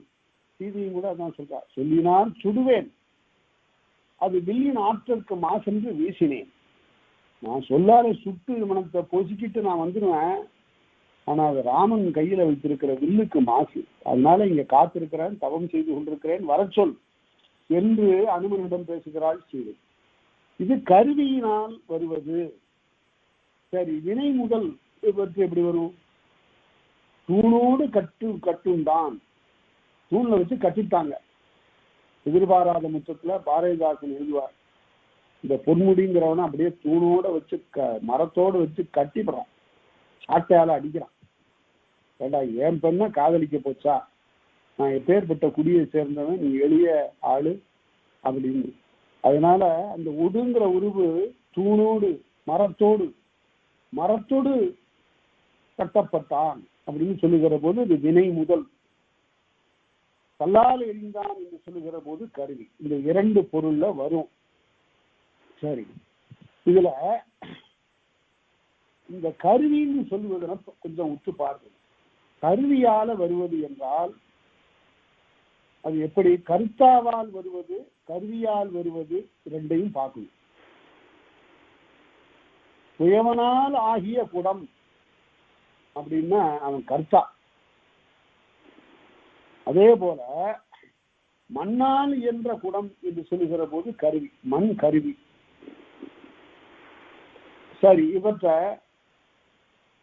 இந்த காரணம் அல்லது கருவி என்று சொல்லுவதில் எப்படி முதற் காரணம், துணை காரணம், நிமித்த காரணம்னு 3ஆக பிற்காலத்துல பகுத்தாங்க. அதெல்லாம் விரிவாக பிறகு பார்க்கலாம். மண்ணால் என்ற குடம் சொல்லும் போது அது முதற் காரணம். சக்கரத்தால் என்ற குடங்கிறது துணை காரணம். உழவனால் என்ற குடம் என்பது நிமித்த காரணம் அல்லது கர்த்தாவால வந்த ஒரு காரணம். அதனால இவற்றையெல்லாம் கொண்டு வருவதுதான் மூன்றாம் வேற்றுமை. அது வினை முதல் அல்லது கருத்தா கருவி என்ற இரண்டால் வரும். சரி, இந்த மூன்றாம் வேற்றுமைக்குள்ள பொருள்களை பொது பார்ப்போம். அதனின் இயறல். இந்த அதுங்கிறது எது? என்ன பொருளால் ஒரு பொருள் செய்யப்படுகிறதோ அதுதான் அது. அதனின் இயறல். இயறல் என்றால் இயலுதல், இயற்றப்படுதல். மண்ணால் என்ற குடம் அப்படின்னு சொல்லுகிற போது அதனின் இயறல் மண்ணினால் செய்யப்பட்டது. மண்ணால் என்ற குடம் என்பது அதனின் இயறல். அதற்றகு கிளவி, அதற்கு தகுதி உடைய சொல். அறிவால் அமைந்த சான்றோ அப்படின்னு சொல்லணும். அறிவால் அமைந்த ஆள் உருவு, வேற்றுமை உருவு. இந்த எடுத்துக்காட்டு நாம காட்டும் போது ஆள் வரலாம், ஒடு வரலாம், ஓடு வரலாம், ஆண் வரலாம். ஆள், ஆண், ஒடு, ஓடு இவை எல்லா பொருள்களிலும் வரும். மண்ணால் என்ற குடம், அறிவால் அமைந்த சான்றோர். சான்றோர்கள் அறிவினாலே ஆன்று அவிந்து அடங்கினார்கள். கொள்கை சான்றோர்ங்கிறார் பிசிராந்தையார். அறிவால் அமைந்த சான்றோர். சரி, அதன் வினைப்படுதல். ஒன்றினுடைய செயலுக்கு நாம் ஆளாதல். நாயால் கோட்பட்டான், புலியால் கோட்பட்டான் என்றால் புலியினாலே கொல்லப்பட்டான். அதன் வினைப்படுதல், ஒன்றினுடைய வினைக்கு நாம் உள்ளாதல். பிறகு அதனின் ஆதல், ஒரு வினையினால் நாம் மாறுபாடு அடைதல். எப்படி? வாணிகத்தான் ஆகினான். அவன் எப்படி பெரிய பணக்காரனா? இல்லைங்க, வியாபாரத்தினால அவன் பெரிய பணக்காரன் நம்ம சொல்லுவது போல வாணிகத்தான் ஆகினான் என்று சொல்ல வேண்டும். அந்த ஆண், ஆள் உருவு இந்த ஆண் இருக்கு பாருங்க, வாணிகத்தான் ஆகினான். அதை பிரித்து சொன்னா வாணிகத்தால் ஆகினான், எளிமைப்படுத்தி சொன்னா வாணிகத்தால் ஆகினான். அடுத்தது அதனின் ஆதல், அதன் வினைப்படுதல், அதனின் ஆதல் பார்த்தோம். அதனில் கோடல், ஒரு வினையினாலே நாம் பெறுவது. உழைப்பினால் கொண்ட பொருள், உழைப்பினால் கொண்ட வருவாய் என்று சொல்லுகிற போது நம்முடைய உழைப்பு நமக்கு முதல், அதனால் என்று பொருள். அடுத்தது அதனுடைய மயங்கள். மயங்கள்னா கலத்தல்னு பொருள். பழைய காலத்துல திரைப்பட பாடல்கள்லாம் எவ்வளவு கருத்தா எழுதியிருந்தாங்க பாருங்க. இப்பெல்லாம் அந்த மாதிரி கருத்தெல்லாம், ஆழமான கருத்தெல்லாம் பார்க்க முடியல. மயக்கு மாலை பொழுவேனி வாவா அப்படின்னு, மயக்கு மாலை பொழுவேனி வாவா அப்படின்னு பாடுறா இருக்கு. இந்த மயங்குதல்னா ரெண்டு பொழுது ஒன்னா சேர்ந்தல். பகலும் இரவும் ஆகிய இந்த இரண்டு பொழுதுகள் ஒன்றாக வந்து கலக்கின்ற இடத்துக்கு பேரு மாலை. மாலைனாவே மயங்குதல் பொருள். அதனால அந்த அதனோடு மயங்கல்னா ரெண்டு பொருள் ஒன்னா சேர்றது. இப்படி அதுக்கு எடுத்துக்காட்டு காட்டினார் பாருங்க, அருமையாக. எள்ளோடு விரவிய அரிசி, எள்ளும் அரிசியும் கலந்தது போல. இது பிரிக்கலாம், இது பிரிக்கக்கூடியது. பிரிக்க முடியாதுன்னு இருக்கு. எப்படின்னு கேட்டா, மஞ்சளும் சுண்ணாம்பும் ரெண்டும் கலந்தா கலக்கும், அரிசியும் மஞ்சளும் கலந்த கலப்பு மாதிரி. எள்ளோடு விரவிய அரிசி. அடுத்தது அதனோடு இயைந்த ஒரு வினை கிளவி, பொருந்தி வருவது. அதனோடு இசைந்த, இசைந்த, அதனோடு இயைந்த ஒரு வினை கிளவி. ஆசிரியனோடு வந்த மாணவன். இந்த ஒடு உருவம் மட்டும் சொல்லும் போது உயர்ந்ததன் மேற்றேன்னு சொன்னார். மாணவனோடு வந்த ஆசிரியன்னு சொல்லக்கூடாதான். ஆசிரியர் தலைமை ஆசிரியனுக்கு கொடுக்கணும். ஆசிரியனோடு வந்த மாணவன், ஆசிரியன் மேம்பட்டவன், கல்வி கற்றவன், அவனோடு வந்த மாணவன், ஆசிரியனோடு வந்த மாணவன் அப்படின்னு சொல்லணும். அதான் அதனோடு இயைந்த ஒரு வினை கிளவி. சரி, அதனோடு இயைந்த வேறு வினை கிளவி அப்படின்னு சொல்லுகிற போது, மலையோடு பொருந்த மால் யானை, மலையோடு மோதிய யானை, அது அதனோடு இயைந்த வேறு வினை கிளவி. அங்க வேறுபாடு இருக்கு. வேறு வினை கிளவி. அதனோடு இந்த ஒப்பல் ஒப்புரை, இது ரொம்ப கவனமா பார்க்கக்கூடிய எடுத்துக்காட்டு. ஒப்பு அல்லாத ஒப்பு, ஒப்பிக்க முடியாத ஒரு ஒப்புமை. எப்படி? நீயும் அவனும் ஒன்னாயிடுவீங்களா ஐயா கேட்கலாம் இருக்கேன். நீயும் அவனும் ஒன்னாயிடுவீங்களா? நீ பொன், அவன் இரும்பு.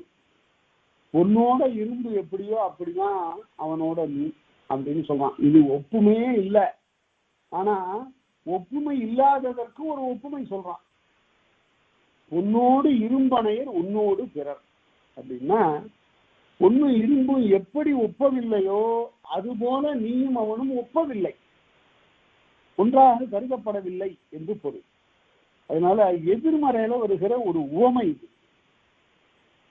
அடுத்தது, அதனோடு இந்த ஒப்பு அல் ஒப்புரை, ஒப்பு அல்லாத ஒப்புரை. அடுத்தது இன்னான் இத்தகையவன் என்று சொல்லி, எப்படி? கண்ணால குருடன், காலால முடவன் என்று சொல்லுகிற போது ஆள் உருவு வருகிறது. கண்ணால் குரு கொத்தை, கொத்தைன்னா குரு, கண்ணார் கொத்தை, காலால் முடவன், இதுதான் இன்னான் இத்தகையவன் என்று சொல்லுவது. அதுவும் இந்த வேற்றுமைக்குரிய பொருளாகும், மூன்றாம் வேற்றுமைக்குரிய பொருளாகும். ஏது காரணம்? முயற்சியார் பிறந்த சொல், முயற்சியார் பெற்ற பொருள் என்று ஒரு காரணத்தை சொல்லுவது ஏது என்று சொல்லப்படும். இந்த 10 பொருள்களில், இந்த இடத்துல 10 பொருள்கள் சொல்லப்பட்டிருக்கின்றன. இந்த 10 பொருள்களும் எவற்றுக்குரிய என்றால், இந்த 10 பொருள்களும் மூன்றாம் வேற்றுமைக்கு உரியன. ஈங்கனவரும், இவையெல்லாம் ஈங்கனவரும் அன்ன பெறவும், அன்ன பெறவும் சொன்னதுனால வேறு பிற்காலத்தில் வரக்கூடியது எல்லாம் நாம சேர்த்து கொள்ளலாம். தூங்கு வையான் ஓங்கு நடைய இந்த மதியோடு ஒக்கும் முகம் என்று வருவன எல்லாம் வேறு எடுத்துக்காட்டு, அதெல்லாம் பார்ப்போம். அடுத்தது ஆள் ஆண் என்ற இந்த உருவுகள் இருக்க, அது கருவி பொருளுக்கும் வரும், கருத்தா பொருளாகவும் வரும். மனத்தோடு வாய்மை ஒழியும் அப்படின்னாரு திருவள்ளுவர். இந்த வாய்மையை சொல்லுகிற போது மனத்தோடு சொல்லும். இதுக்கு ஒரு எடுத்துக்காட்டு, எங்கேயும் புறப்படாத ஒரு எடுத்துக்காட்டு நான் உங்களுக்கு சொல்றேன், நினைவில் வைத்துக் கொள்ளுங்கள். இருந்தால் மிக உயர்ந்த இடம் இலக்கியத்தில் இருக்கு. மனத்தோடு வாய்மை முடியும். என்ன திருவள்ளுவர் எழுதுறாரு? வாய்மைன்னா உள்ளதை சொல்றது தானே. மனசு இல்லாம கூடவா ஒரு வாய்மை சொல்லுவான்? உள்ளம் பற்றாமல் கூடவா ஒரு உண்மை பிறக்கும்? உண்மைன்னா உள்ளத்தோடு பிறப்பது தானே. அப்படின்னா இந்த ஒரு நிகழ்ச்சி இலக்கியங்களிலே படித்த ஒரு நிகழ்ச்சி அவருடைய உள்ளத்துல தைத்திருக்கிறது. அதை கொண்டுதான் அவர் எழுதுறார்.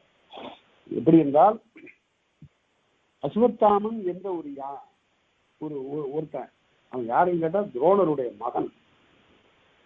இந்த அசுவத்தாமன்கிறவன் 8 சிரஞ்சீவிகள்ல ஒருத்தன். அவனை யாரும் கொல்ல முடியாது, அவனுடைய உயிரை யாரும் வாங்கிட முடியாது, அது தானா போகணும். அதனால அஷ்ட சிரஞ்சீவிகள், 8 சிரஞ்சீவிகள்ல ஒருத்தன் இந்த அசுவத்தாமன். அவன் போர்க்களத்துல துரியோதனாவியருக்காக அவன் போரிடுகிறான். அப்ப இந்த அசுவத்தாமனை கொன்றாதான் இந்த பாண்டவர்கள் வெற்றி பெற முடியும் என்று கருதுகிறான் கண்ணன். அதனால என்ன பண்றான் அவன், அசுவத்தாமன் கொல்லுவது மட்டுமல்ல, அசுவத்தாமன் இறந்தாதான் துரோணர் தன்னுடைய நிலையில தளர்வார். துரோணர் தளர்ந்தாதான் பாண்டவர்கள் வெற்றி பெற முடியும். அதனால ஒரு பொய்ய களத்துல பரப்பி விடுகிறான் கண்ணன். அசுவத்தாமன் இறந்து போயிட்டான் அப்படின்னு. அப்படி சொல்லும்போது துரோணருடைய காதுல, எங்கோ போர்க்களத்துல வேறு ஒரு முனையில போரிட்டுக் கொண்டிருக்கூடிய அவருடைய காதுக்கு தன்னுடைய மகன் அசுவத்தாமன் கொல்லப்பட்டான் என்று செய்தி வருகிறது. அவர் ஏற்கல, நம்பல. என்னுடைய மகனுக்கு ஏதியா சாவு, அவன் எப்படி இறப்பான், அவனும் பொய் சொல்றான் அப்படின்னு சொல்லிட்டு இருந்தவன், எல்லாரும் சொல்றாங்க அசுவத்தாமன் இறந்துட்டான், அசுவத்தாமன் இறந்துட்டான், அசுவத்தாமன் இறந்துட்டான். கடைசியில துரோணர் சொல்லுகிறார் பாருங்கள், யார் சொன்னாலும் ஏற்றுக்க மாட்டான். தருமன் என்ன சொல்லுகிறான், அவன் பொய்யே சொல்லாது.